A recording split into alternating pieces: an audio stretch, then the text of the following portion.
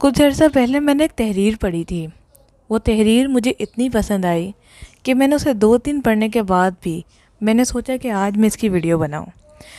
وہ تحریر کچھ یہ تھی کہ ایک دفعہ یہ اعلان ہوا کہ جو آدمی پریشان ہے وہ فلاں میدان میں آ جائے، جس چیز سے پریشان ہے اس کو وہاں رکھ دے، اس کا متبادل یعنی کہ جس چیز کو اچھا سمجھتا ہے وہ اٹھا لے۔ اس اعلان کو سن کر سب خوش ہو گئے اور مقررہ دن میدان میں پہنچ گئے۔ نمبر 1، یہاں پر میں آپ کو کچھ واقعات سناؤں گی جو نمبر 6 ہوں گے۔ 6 لوگوں کا واقعہ ہے، ٹھیک ہے۔ سب سے پہلا واقعہ ہے کہ ایک آدمی شادی شدہ تھا، بیوی سے تنگ تھا، وہ بیوی چھوڑ آیا۔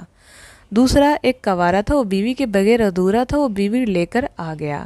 ایک آدمی کی اولاد نافرمان تھی، وہ انہیں یہیں چھوڑ گیا۔ دوسرے کی اولاد نہیں تھی، وہ اولاد لے کر آ گیا۔ ایک آدمی ٹی بی کا مریض تھا، ساری رات کھانستا تھا، وہ ٹی بی چھوڑ کر شوگر لے آیا۔ دوسرا جو شوگر کا مریض تھا، شوگر رکھ کر ٹی بی لے آیا۔ اس طرح سب خوشی خوشی واپس چلے گئے۔ اگلے دن نمبر 1، جو شادی شدہ جو بیوی کو چھوڑ آیا تھا گھر آیا۔ رات ہوئی، نہ کوئی کھانا پکانے والا، نہ کسی نے بستر بچھا کر دیا، نہ کوئی چائے بنا کر دینے والا، نہ کوئی خدمت کرنے والا، کوئی چیز اس کو نہیں مل رہی تھی۔ نمبر 2، جو غیر شادی شدہ تھا بیوی لے آیا۔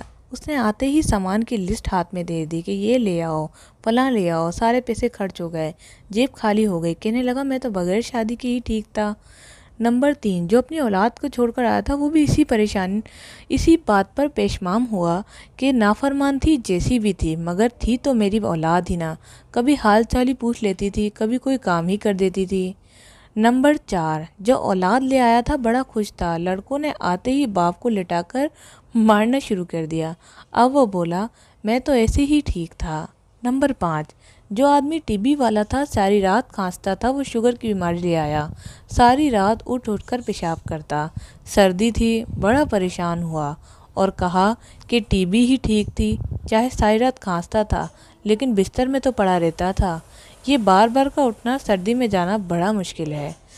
نمبر 6، جو شوگر والا ٹی بی لے آیا تھا وہ ساری رات کھانستا رہا، صبح اٹھ کر کہنے لگا کہ وہی شوگر ٹھیک تھی، چلو پیشاب کر کے کچھ دیر سو تو جاتا تھا، اس کمبخت ٹی بی نے تو مجھے ساری رات سونے بھی نہیں دیا۔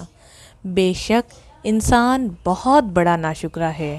اللہ کا ہر حال میں شکر کرو، اس نے آپ کو صحیح سلامت پیدا کیا اور جو بھی آپ کے لیے مقرر کیا وہ آپ کے لیے بہتر ہے۔